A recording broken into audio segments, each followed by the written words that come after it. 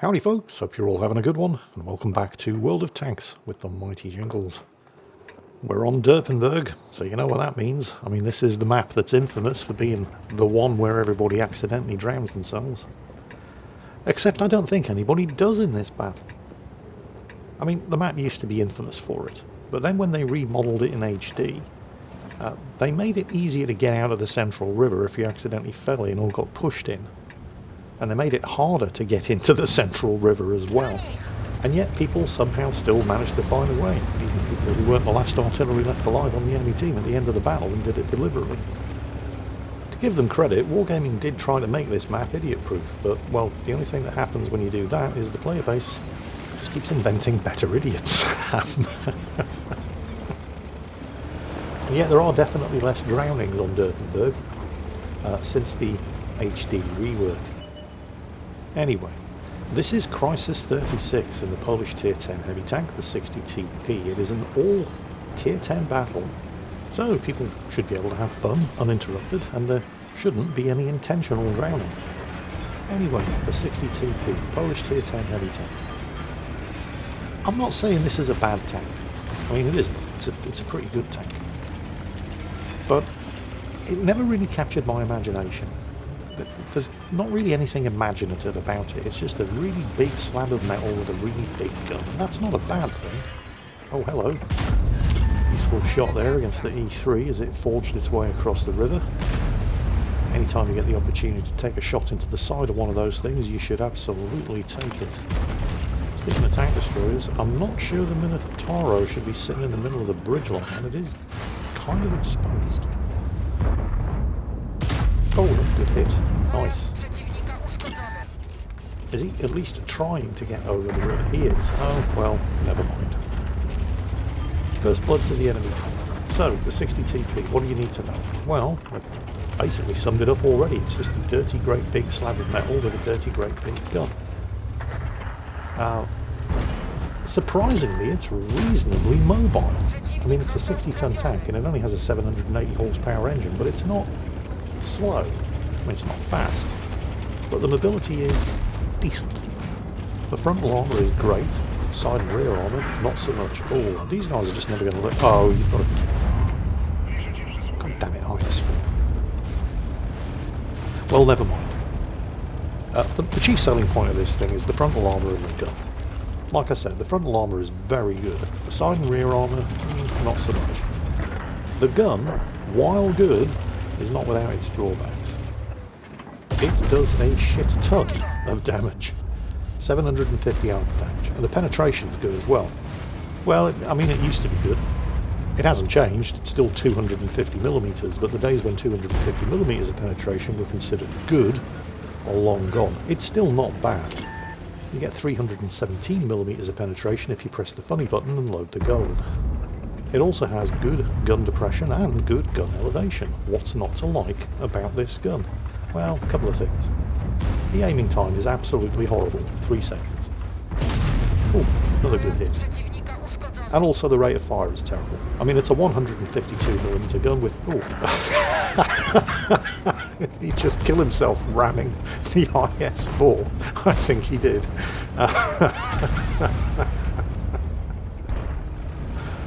Oh, I'm so glad he caught that. I would have hated for that to have happened off camera. Anyway, where were we? Oh yeah, the gun. Horrible 3-second aiming time. Fairly bad, but not disastrously bad accuracy of 0.38. But the real downside is the rate of fire. It's absolutely awful. I mean, it is a 152mm gun. But you barely get 3 shots per minute in this thing.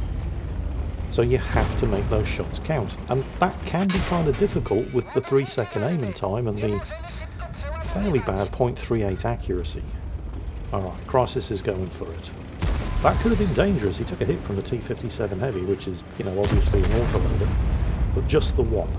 The T-57's follow-up shot went into the river.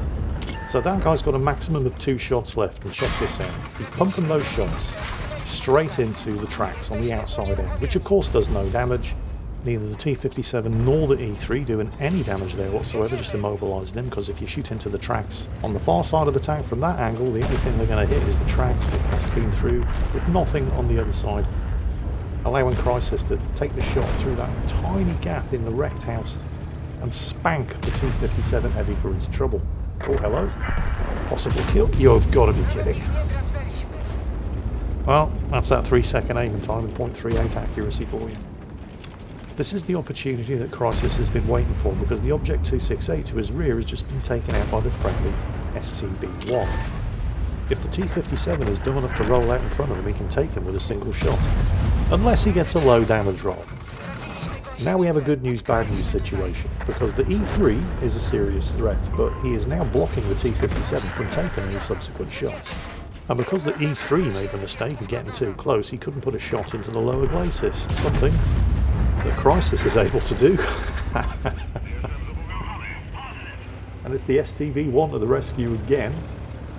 Yeah, that was a bit of a misplay from the T-57 and the E3. One that Crisis and his teammates were only too happy to take advantage of. So that's put the team ahead by 3 kills, although they are behind on hit points, fairly substantially, largely due to the presence of the 2, I think completely so far undetected, Japanese super heavy tier 10 tank destroyers, a pair of Ho-Ri 3s. Thus far, Crisis is up to 6,500 damage done, with 3,500 damage blocked. The K-Panzer 7 that he failed to kill earlier has since died, but the enemy team have another one, and he was last spotted up there, potentially with the assistance of the surviving enemy T-100LT, and he has been spotted. His frontal armour is more than good enough to comfortably handle anything like that, or the T-100LT. But it's the... wow. This is kind of ironic. He just bounced a shot from the rear from one of the Ho-Ri 3s. So we now know that at least one of them is definitely in the woods behind him on the other side of the river. But after bouncing a shot from the rear from one of those monsters, he then takes a penetrating hit from the front from the T-22 medium. I mean, I suppose the good news is now we know where the T-22 medium is. The problem, of course, is how he's going to whittle those guys out of their admittedly fairly good defensive position without getting spanked from the rear by 1, possibly 2, Tier 10 Japanese super heavy tank destroyers. Coming around this side might be his best option. It's certainly safer, but he doesn't really have good shots at anything. While those surviving enemy tanks, although they have taken out the E4, at the cost of one of their own, but they're still 3 kills ahead. You see, while they're on the riverbank there, he's only really ever going to get shots. Oh, wow. Did not expect that one to hit. It was barely aimed. I suppose that kind of makes up for the bounce against the K-Panzer 7 earlier. But you can't count on shots like that landing. So how's he going to get out of this one? It's not like he's going to survive moving across that open field through the enemy cap circle. Not with 1 and probably 2 Ho-Ri 3s back over there. At the same time, if he tries to go across the river to deal with the Ho-Ri 3s, the enemy tanks on this side are going to spot him, and that's going to be equally disastrous. There's a T-100LT on the team, but he's not interested in doing any scouting. So, what to do, what to do? You certainly can't expect tanks like the M48 Patton back there on 25 health to do anything adventurous. Oh, there's the T... yeah, 75 health. Yeah, you probably can't expect him to try anything adventurous either. It looks like he did try something adventurous, because I'm sure he had around 700 to 800 health earlier, but he probably tried to go over here and got hit by one of the Ho-Ris, so it's going to be up to Crisis. And to be fair, he does still have the health for it, but he's just too big to fit through the arch. And while he's struggling to get into some kind of flanking position here, the team loses their T-110E4. He's thinking about going up and over, but I'm not sure that's a good idea. That's going to leave you vulnerable to shots from both sides. And you did get spotted, so let's get back into the safety of the river and consider our options. He doesn't actually have a lot of options. If only he could get through the bridge, he's going to have another shot. But the tank is just too big. Whatever he's going to do, he's going to need to do it fast, because the team have just lost another tank, leaving them now only 1 kill ahead and still on a 2,000 hit point deficit, and that's when he realises that the lower ground under the central arch allows him to squeeze the tank through. So, success, except you still have the problem of the T-22 medium and the enemy T-100 LT over there, who are still going to spot you as you attempt to move around, and with the presence of 2 extremely large tank destroyers on his right flank, any attempt to deal with them, especially since he doesn't actually know where they are, is going to be doomed to failure unless he can somehow manage to deal with the threat on the left. And of course he just keeps getting spotted. I mean, he's still got 1700 health left, but a couple of hits from those things and he ain't going to have 1700 health for long. And it's here where the Foch 155, all the way down to the south, although no longer all the way down to the south, takes matters into his own hands. He just said in chat, okay, I'm going to YOLO those two. He's gotten just as tired of being pinned down by 2 undetected tank destroyers as everybody else, so he's going to go for it. He's got decent frontal armour and he's pretty quick, and he's eating up the open ground there. And he's managed to spot one of them. There's the shot. It's cost him almost all of his health though. Oh, and this has put the cat amongst the pigeons. The Foch has survived, but only just. But he's made the opportunity that the team have been waiting for, allowing Crisis to get over to the other side of the river where he's safe from the 2 Ho-Ri 3s, and allowing him to get in there and deal with the T-100 LT and the surviving T-22 medium. He gets a bounce on the T-22 medium, because of course he does, and the T-100 LT, sensing the opportunity but unfortunately slowed as he moves across the water, takes a big hit, not big enough. I mean, it was slightly above average. It wasn't a low damage roll, but he survives on 40 hit points and decides, yeah, maybe I should be somewhere else. Knowing that he's not going to reload in time to finish off the T-100 LT, and he really should help keep the Foch 155 alive, he makes the wise choice, kills one of the Ho-Ri 3s. The Foch, somehow still alive, and putting up a fight. And with the enemy T-22 medium taken care of by his teammates, all of the action is now over here. You know that T-100... Oh, actually, I thought he was going to be... Oh, what a shot. Went blind just at the last second, still got him. I thought the T-100 LT would be trying to make a move on the Foch 155 over here. But instead, he chickened out and ran away. That just leaves the surviving Ho-Ri 3. By some miracle. I mean, you got to hand it to the Foch 155 there. He made the play that basically broke the back of the enemy team here. The surviving friendly M48 Patton is doing the smart thing. He's sitting there in the cap circle in case this all goes horribly pear-shaped, and honestly he has only got 25 health left, so you can't really expect too much help from him. And sitting in the cap while these two guys take on a tank destroyer that is capable of killing them both is absolutely the right thing to do. Finding and killing that last Japanese tank destroyer is now down to Forest Winter in the Foch 155 and Crisis here in the 60 TP. But where the hell did it go? I mean, it's not exactly a small machine. There's a limited amount of space for it to... Surely it... What the hell? Oh, there it is! Actually, it's on kind of low health. You know what? This calls for a style kill. There it is, death from above.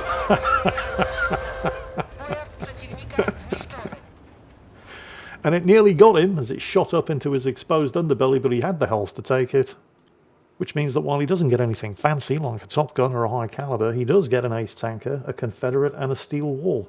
Although, surprisingly, no high caliber. Am I missing something obvious here? Why no high caliber? I mean, he did 10,000 damage. What the hell's going on here? Seriously, genuine question. I do not understand what's going on here. If anybody can explain to me why he did 10,000 damage and didn't get the high caliber, because nobody else even came close, I would love to hear the explanation in the comments. You don't need to explain why the Foch only finished 5th on the team for experience earned. I mean, I get it. This game doesn't reward playing well, it just rewards damage done. I mean, I get it. I don't want to be critical just for criticism's sake. I mean, it's very easy to calculate damage done. It's a fairly solid number and it's easy to determine. But how do you calculate playing well? How do you even define playing well? I get it. It's still kind of disappointing for the Foch, who basically made the play that won the game. But while Crisis is more than 10,000 damage done is certainly impressive, and the, nearly 5,000 damage blocked by armor is nothing to sniff about either, it's the nearly 2,500 spotting damage that mystifies me. I wouldn't be at all surprised if he'd ended up doing more spotting damage in this battle than the Scout, which is, considering the tank he's driving, is probably his most impressive achievement in this battle. I guess there's a lot to be said for scouting with your face, or as I believe the British Army like to call it, reconnaissance by fire. Either way, that was a really good battle to watch, and I hope you all enjoyed it, because that's it for today. As always, take care, and I'll catch you next time.